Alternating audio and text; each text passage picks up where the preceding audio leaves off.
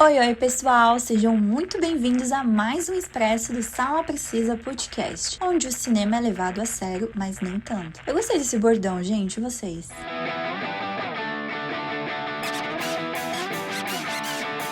Bom, hoje a gente vai mergulhar aí num dos subgêneros mais polêmicos e fascinantes do cinema, gente. De terror, óbvio, né? Que é o found footage, que é aquele tipo de filme que parece que alguém achou aí uma fita perdida e decidiu exibir pra gente, só que com muito terror, tensão e realismo. Então, se você é fã de filme de terror que parecem reais demais, fica por aqui, tá? Escuta até o final, porque o episódio de hoje tem algumas curiosidades aí, indicações e histórias sinistras por trás das câmeras.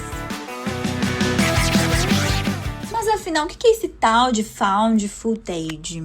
Pra quem não conhece, o termo significa literalmente filmagem encontrada e descreve filmes aí que simulam gravações amadoras ou supostamente, entre aspas, reais. A ideia desse tipo de filme é que o espectador esteja vendo algo que foi gravado por personagens da própria história. Então, muitas vezes, sempre é a câmera tremendo, tem cortes abruptos, é aquele áudio meio estourado que dá até aflição, sabe? Como realmente se a pessoa estivesse gravando. E é o gênero em que se apoia muito na ilusão do real e funciona, viu? Porque quando ele é bem feito, a gente esquece que tá vendo uma ficção. E o melhor, gente, são filmes de baixo orçamento com alto impacto. E esse subgênero do terror ficou famoso aí por causa da Bruxa de Blair, que eu acho que todo mundo conhece, mesmo quem não é fã de filme de terror, que lançou em 1999. Só que na verdade não começou ali. A gente vai ter que voltar um pouquinho lá pros anos 80 com o filme Holocausto Canibal. Pesado, gente. Na verdade, ele é um dos primeiros a usar esse estilo de found footage. Ele é tão realista que o diretor foi preso na época por suspeita de ter feito um snuff movie. Se você ficou curioso e nunca assistiu esse filme, também nunca assisti, gente, ele deve ser encontrado aí na Deep Web ou deve ter no streaming da vida, eu nunca cheguei a pesquisar. Mas assim, eu tenho curiosidade de assistir esse filme sim. Mas o enredo desse filme, ele gira em torno de uma equipe de 4 documentaristas que desaparecem na floresta amazônica enquanto filmavam o documentário sobre tribos canibais. Então é uma missão de resgate organizada, né, liderada por um antropólogo, o Monroe, da Universidade de Nova York. Ele consegue recuperar essas fitas que foram deixadas pelos cineastas e o conteúdo dessas gravações, que é o verdadeiro coração do filme, né, que é esse estilo de filme found footage. Então as fitas são literalmente o found footage aqui. E quando esse antropólogo, Monroe, assiste o que foi registrado, ele fica simplesmente horrorizado, porque o que a gente descobre ali não é só o destino da equipe, mas também o quão longe eles foram em nome da fama e do sensacionalismo. A emissora de TV que quer exibir o material vê um furo de audiência e o antropólogo, por outro lado, entende que aquilo é mais do que perturbador, é inaceitável e no fim ele se opõe à transmissão dessas imagens. O espectador sai com aquela pergunta incômoda: quem são os verdadeiros selvagens? Bom, e o mais revolucionário desse filme foi a forma como ele apresentou essas gravações, como se fossem reais, né? Tipo um flashback documental, que foi esse estilo aí que inspirou diretamente o filme da Bruxa de Blair. E o impacto de Holocausto Canibal foi muito além da técnica. O filme ele estreou lá na Itália e causou um escândalo tão grande. Como eu falei, gente, as autoridades prenderam o diretor. Isso mesmo, ele foi acusado de obscenidade, até de ter feito o filme snuff. O que é um snuff movie? Que é filmes com mortes reais. Então, parte da controvérsia veio do realismo extremo e também do fato de que os atores ali tinham assinado contratos comprometendo a sumir da mídia por um tempo, tipo, pra manter essa ilusão de que eles morreram. E o resultado disso, o plano deu tão certo que o diretor teve que provar na justiça que ninguém morreu de verdade. Gente, pra quê, né? Só que o que é real e absolutamente condenável é que o filme contém violência real contra animais. Sim, gente, foram 6 mortes ao vivo em cena. Isso fez com que o filme fosse banido aí em vários países, incluindo o Reino Unido, Austrália e até a própria Itália. Então, em muitos lugares, essa proibição foi revogada com o tempo, mas em outros, diversos ainda, né, o filme continua barrado até hoje. Apesar da polêmica, ou talvez por causa da polêmica, o filme Holocausto Canibal acabou ganhando status de filme cult. Alguns críticos aí mais generosos enxergam nele um comentário social sobre a violência da mídia e o suposto progresso da civilização. Outros, claro, veem só uma exploração gráfica e desnecessária. Então, aqui no Brasil, ele foi classificado como impróprio para menores de 18 anos e com razão. Gente, deve ser muito forte esse filme. Não sei dizer, não assisti, mas assim, deve ter na Deep Web, não sei se tem no YouTube, no stream, mas se você tem coragem, coragem de assistir, depois me conta.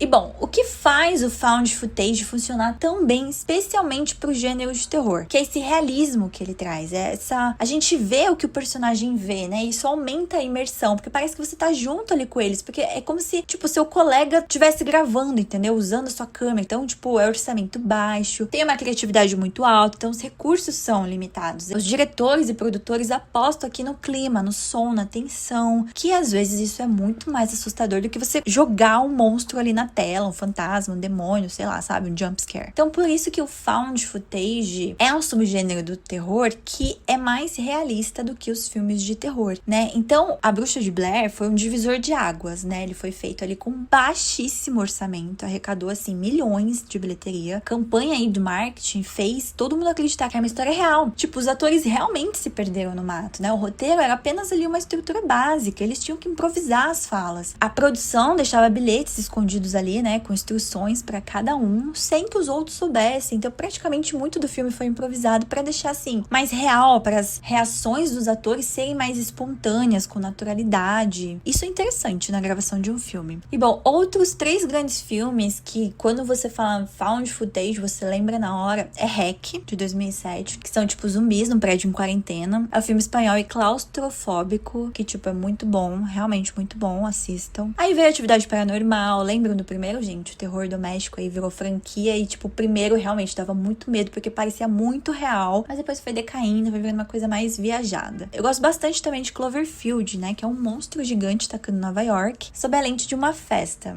Então, recomendo também, é bem legal o primeiro. E o mais curioso do found footage é que ele faz a gente pensar até que ponto uma história precisa ser bem produzida pra funcionar, né? Às vezes, uma câmera ali tremendo no escuro é o máximo, assim, que você precisa pra ficar com medo. Como eu falei, não precisa pôr uma entidade ali na tela, um monstro horrível pra você ficar com medo. Bom, mas o que fez eu falar desse subgênero found footage foi por causa de um filme que eu reassisti esses tempos e que ele mistura terror e tensão, tem até um toque de humor estranho, né? E a assinatura do nosso querido Mr. Night Shyamalan. Sim, gente, ele mesmo, mestre aí dos plot twists. E o filme dele, found footage, foi o filme A Visita, de 2015. É muito bom, gente, eu gostei muito. Sério, eu recomendo demais. Assim, 2 irmãos adolescentes ali que vão passar uma semana na casa dos avós maternos, que eles nunca conheceram, porque a mãe, né, ela tá afastada dos pais há anos, e aí, então, ela vê uma chance ali de reconciliar com eles. E a filha, a Becca, ela sonha em ser cineasta, então ela decide gravar aí um documentário dessa viagem, e é aí que o found footage entra, porque todo filme, ele é apresentado pelas lentes da câmera da garota. No começo tudo parece fofo, é legal, tipo, tem umas partes de